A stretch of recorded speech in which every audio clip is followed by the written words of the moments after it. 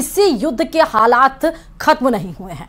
इससे पहले कि बेन्यामिन नेतन्याहू कोई बड़ा फैसला ले, वो 3 बहुत ही गंभीर क्राइसिस से घिर चुके हैं। अब इजराइल की सेना को डर है कि कहीं इस हालात का फायदा ईरान ना उठा ले। देखिए रिपोर्ट।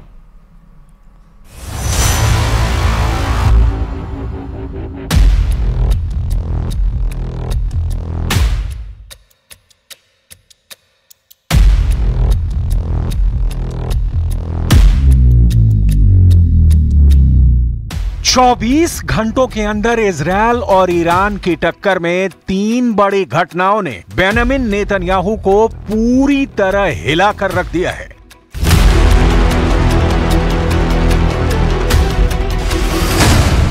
नेतन्याहू को शॉक नंबर 1।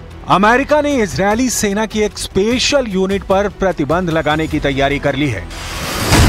नेतन्याहू को शॉक नंबर 2। इजरायल की मिलिट्री इंटेलिजेंस के चीफ ने पद से इस्तीफा दे दिया है। नेतन्याहू को शॉक नंबर 3। ईरान के सुप्रीम लीडर अली खामनेई ने कहा है कि ईरान की मिसाइल पावर देखकर इजरायल खौफ में डूब चुका है।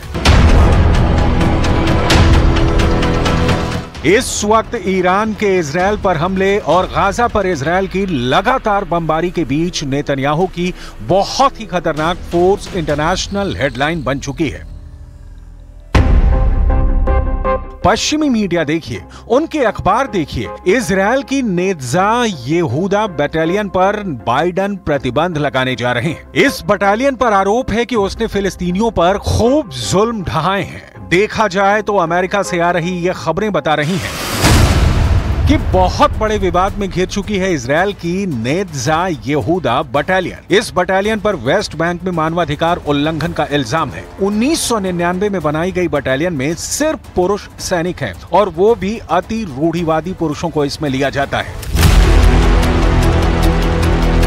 नेत्जा यहूदा बटालियन पर लगे इल्जाम 7 अक्टूबर 2023 से पहले के हैं, लेकिन वेस्ट बैंक का दूसरा सच यह है कि 7 अक्टूबर के बाद से वहां 460 से ज्यादा लोगों की इजरायल की सैन्य कार्रवाई में मौत हो चुकी है।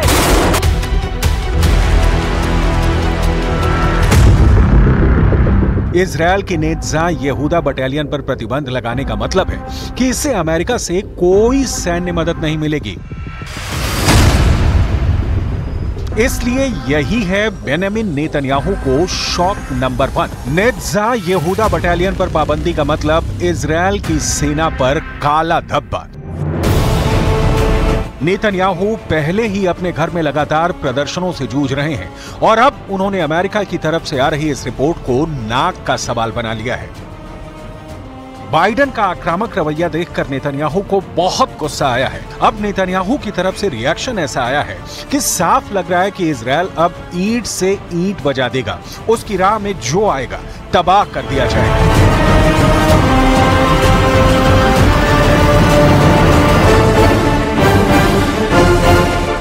אני אגן בחירוף נפש על צה"ל, על הצבא שלנו ועל הלוחמים שלנו. אם מישהו חושב שהוא יוכל להטיל סנקציות על יחידה בצה"ל, अब देखिए, बेन्यामिन नेतन्याहू को शॉक नंबर 2। इजरायली सेना के इंटेलिजेंस चीफ एहरॉन हलीवा ने इस्तीफा दे दिया है। 7 अक्टूबर 2023 को हमास ने इजरायल पर हमला किया। पूरी दुनिया ने इजरायली टैंकों को जलते हुए देखा। 1000 से ज्यादा इजरायली नागरिकों और सैनिकों की मौत हुई। इसी के बाद से इजरायल में अंदरूनी कोहराम मचा था। इस हमले के बाद इजरायली मिलिट्री इंटेलिजेंस के प्रमुख मेजर जनरल एहरॉन हलीवा बहुत दबाव में थे और अब उन्होंने अपने ओहदे को छोड़ने का फैसला किया। ये ऐसा वक्त है जब नेतन्याहू के सामने बहुत से फ्रंट खुले हुए हैं और उनके कमांडर भी बहुत ज्यादा प्रेशर में हैं। गाजा पर रोजाना नॉन स्टॉप बमबारी के बावजूद इजरायल अब तक हमास को खत्म कर पाने में नाकाम साबित हुआ है। गाजा में 34,000 से ज्यादा लोगों की जान जा चुकी है, लेकिन नेतन्याहू अब भी खाली हाथ है। 2024 में अप्रैल का महीना इजरायल के लिए ही नहीं, इजरायल के प्राइम मिनिस्टर बेन्यामिन नेतन्याहू के लिए भी बहुत बड़ा शॉक लेकर आया है। अमेरिका इजरायल की मदद करने की बजाय उसकी सेना पर पाबंदी लगा रहा है। इजरायल की पब्लिक नेतन्याहू के खिलाफ सड़कों पर उतर चुकी है और इन सबके बीच ईरान से बड़े युद्ध का खतरा अब तक टला नहीं है।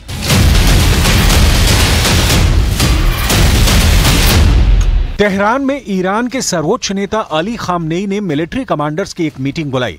इसे ईरान की पावर स्टेटमेंट कहा जा रहा है, क्योंकि खामनेई ने इस मीटिंग में ऐसी बात कह दी है जिसे लेकर इजरायल के जवाबी हमले वाले दावों पर सवाल और तेज हो गए हैं। زنجان چندش خورد چندش نخورد اینا مسائل در دست دومه.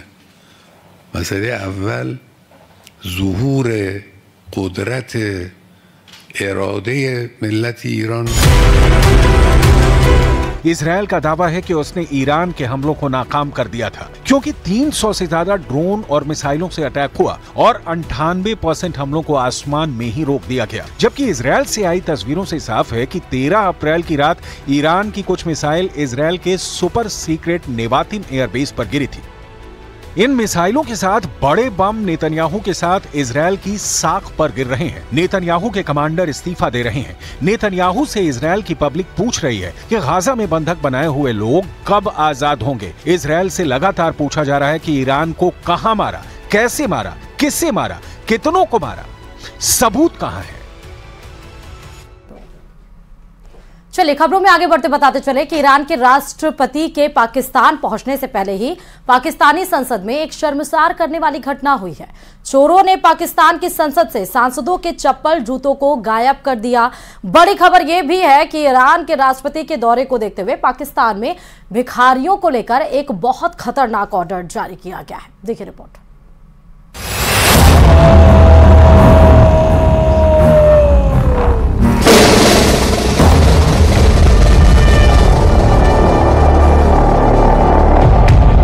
ईरान के राष्ट्रपति इब्राहिम रईसी के पाकिस्तान दौरे के ठीक पहले पाकिस्तानी संसद परिसर में स्थित मस्जिद से 20 जोड़ी जूते चप्पलों पर डकैती पड़ गई।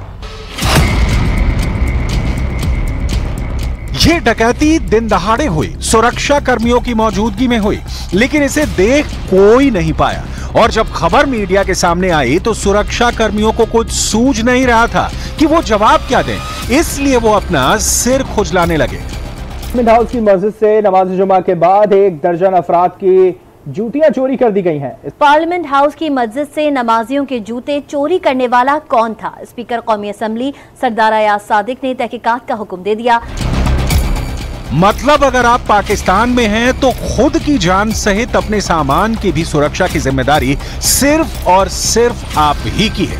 पूरी खबर आपको आगे बताएंगे, लेकिन उससे पहले देखिए ईरान के राष्ट्रपति जब पाकिस्तान पहुंचे तो क्या हुआ। इब्राहिम रईसी के पाकिस्तान दौरे की तारीख जैसे ही फिक्स हुई, शाहबाज और मुनीर की मानो बाँछें खिल गईं। उन्हें खुद पर यकीन नहीं हो रहा था कि विदेशी मुल्क का इतना बड़ा मेहमान उनके खस्ता हाल मुल्क का दौरा भी कर सकता है। लेकिन खबर सच थी, इसलिए तुरंत ही शाहबाज शरीफ ने अपना पुराना कटोरा निकाला, उसकी साफ सफाई की और शाहबाज ने कटोरा हाथ में उठा लिया। यानी शाहबाज ने ईरानी राष्ट्रपति के पाकिस्तान पहुंचने से पहले ही भीख लेने की पूरी तैयारी कर ली। तो जनाब, शाहबाज और मुनीर ने कटोरा लेकर भीख मांगने की पूरी रिहर्सल कर ली थी। वैसे पुरानी कहावत भी है कि भीख मांगने के लिए भी वेश धारण करना पड़ता है। सो पाकिस्तान ने वही किया। ईरानी राष्ट्रपति का जहाज जैसे ही पाकिस्तान में लैंड हुआ, उनका ग्रैंड वेलकम हुआ। एयरपोर्ट पर रेड कारपेट वेलकम दिया गया। बात सिर्फ यहीं खत्म नहीं होती। पाक मीडिया की खबरों के मुताबिक इब्राहिम रईसी के वेलकम में पाकिस्तान इस कदर बिछ गया कि उनका कराची दौरे का कार्यक्रम बना तो पूरे कराची शहर को ही बंद कर दिया गया। शहबाज की सरकार और मुनीर की आर्मी ने इसकी कोई वजह नहीं बताई, लेकिन मीडिया के सूत्र बताते हैं कि यह फैसला कराची के भिखारियों की वजह से लिया गया, ताकि इब्राहिम के सामने मुल्क की साफ सुथरी इमेज को पेश किया जा सके। एक आंकड़े के मुताबिक पाकिस्तान में भीख मांगना कोई शर्म की बात नहीं रही, बल्कि बाकायदा ये अब एक प्रोफेशन बन गया है। खैर, इसकी बात आगे करेंगे। अभी बात ईरान की। अब आप ये जान लीजिए कि पाकिस्तान के भीख मांगने वाले कटोरे को ईरान ने कितना भरा है।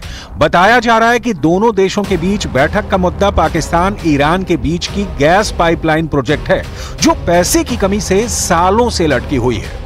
اقتصادی بین دو کشور سطح قابل قبولی نیست. ما تصمیم گرفتیم که سطح روابط تجاری و اقتصادی بدون کشور در گام اول 10 میلیارد دلار افزایش پیدا کنه. अब पाकिस्तानी कटोरी की कहानी आगे सुनिए। पूरी दुनिया जानती है कि पाकिस्तान हर रोज आहिस्ता आहिस्ता रसातल में घुसता जा रहा है। मुल्क में रोटी बनाने के लिए आटा नहीं है और ऐसे में अगर ये पाइपलाइन का प्रोजेक्ट शुरू नहीं हुआ तो पाकिस्तान पर 1.5 लाख करोड़ रुपए का जुर्माना लग सकता है। अब जिस मुल्क में दाल तो छोड़िए आटा भी नहीं है, वो कहां से लाता 1.5 लाख करोड़ रुपए?